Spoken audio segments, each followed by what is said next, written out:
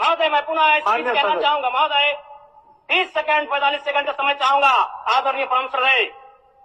CGL का मामला अभी भी गर्म है।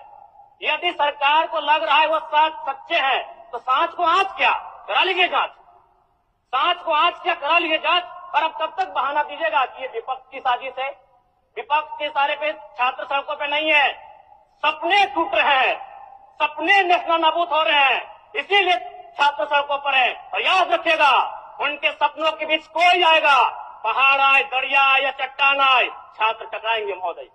मैं फिर कहूंगा यदि आप सच है तो सच को आंच क्या कराइए जांच, सीजीएल की जांच हो। मैं पुनः कहूंगा खतियान आधारित स्थानीय नीति, विस्थापन नीति पुनः समीक्षा करते हुए लागू कैसे हो उस दिशा में राज्य को बढ़ना चाहिए। महोदय यदि वास्तव में मैया सम्मान की राशि 2500 रुपये सम्मान है तो मैं चाहूंगा हम लोग एक सार्थक दिशा में बढ़िया महोदय।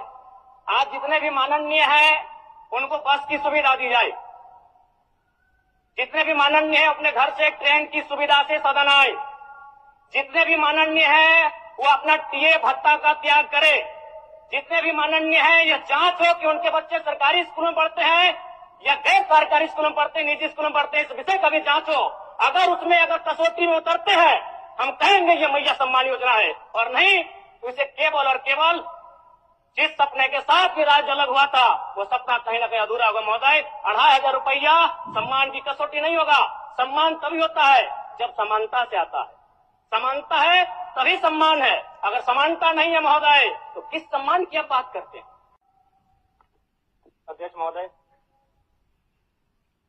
आदरणीय मुख्यमंत्री को दोबारा बहुमत से चुनकर आने के लिए भी धन्यवाद। माननीय वित्त मंत्री के द्वारा अनुपूरक बजट, वित्तीय अनुपूरक बजट जो 4,833 करोड़ 39 लाख लाया गया है, जबकि यही सरकार ठीक कुछ दिन पूर्व प्रथम अनुपूरक बजट, माफ कीजिएगा, प्रथम अनुपूरक बजट 4,833 करोड़ 39 लाख का लाया गया था। और आज पुनः वित्त अनुपूरक बजट जो कि 11,697 करोड़ 45 लाख की राशि लेकर आए हैं। तो महोदय जब पूर्व में हमारे पास जो निर्धारित राशि होती है और उन राशि को अगर हम खर्च नहीं कर पाते हैं तो फिर ऐसे बजट का एक दिशा का होना और राज्य की दिशा का अलग होना कहीं ना कहीं चरितार्थ को हम लोग उदाहरण के रूप में प्रस्तुत करते हैं। महोदय बजट की सार्थकता तभी आम व्यक्ति को समझ में आएगी जब एक गांव का सबसे गरीब व्यक्ति गंगवा की पत्नी गंगिया अपनी कटरी में बाजार के बजट को रख पाए। आज तमाम माननीयों ने, हमने भी सोचा था कि पक्ष की तरफ से विषय को रखा जाएगा, विपक्ष वाले तर्क को प्रस्तुत करेंगे और इसी बीच में एक नया नवेला युवा सीखने का कार्य करूंगा। लेकिन मैक्सिमम समय इन्होंने दिशाहीन मुद्दों पे रखा। तो मैं, चूंकि मैया सम्मान योजना मूल बिंदु रही, केंद्र बिंदु रही, किसी ने उसे सम्मान कहा, नारियों का सम्मान कहा, महिलाओं का सम्मान कहा, हम लोग भी महिलाओं के सम्मान के पक्षधर हैं। हमारे एक भाई कह रहे थे कि 2500 रुपए की राशि जब एक स्कूल कॉलेज में पढ़ने वाली बहन को दिया जाएगा तो उससे वो स्कूल कॉलेज कागज कॉपी कलम की सामग्री लेगी। मैं कहना चाहूंगा अगर आप उसे स्कूल कॉलेज जाने से पहले अगर 2500 रुपए देंगे तो उसे आप निकम्मा और आलसी बनाएंगे।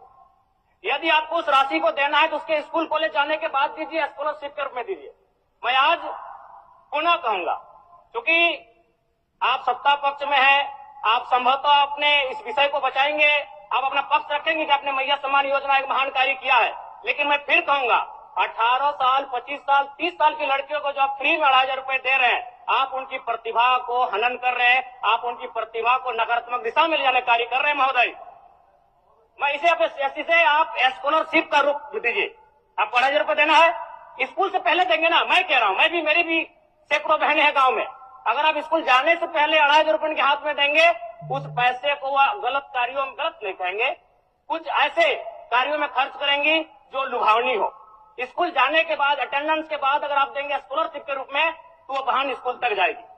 दूसरा सवाल और एक महत्वपूर्ण विषय महोदय, एक मिनट माननीय सदस्यगण, सभा की सहमति हो तो सदन की कार्रवाई समाप्त होने तक समय बढ़ाई जाए। बोलिए, अब समाप्त करिए, बोलिए। महोदय, यदि वास्तव में मैया सम्मान की राशि 2,500 रुपये सम्मान है, तो मैं चाहूंगा हम लोग एक सार्थक दिशा में बढ़े महोदय।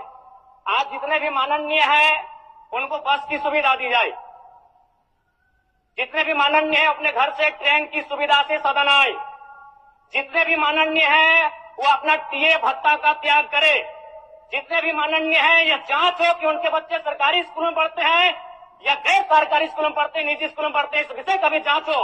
अगर उसमें अगर कसौटी में उतरते हैं हम कहेंगे ये मैया सम्मान योजना है, और नहीं तो इसे केवल और केवल जिस सपने के साथ ये राज्य अलग हुआ था वो सपना कहीं ना कहीं अधूरा होगा महोदय। 2,500 रुपया सम्मान की कसौटी नहीं होगा।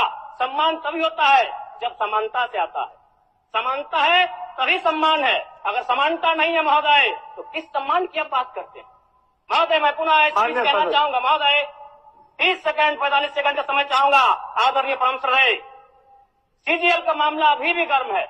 यदि सरकार को लग रहा है वो सच्चे हैं तो सांच को आंच क्या करा लीजिए जांच, सांच को आंच क्या करा लीजिए जांच।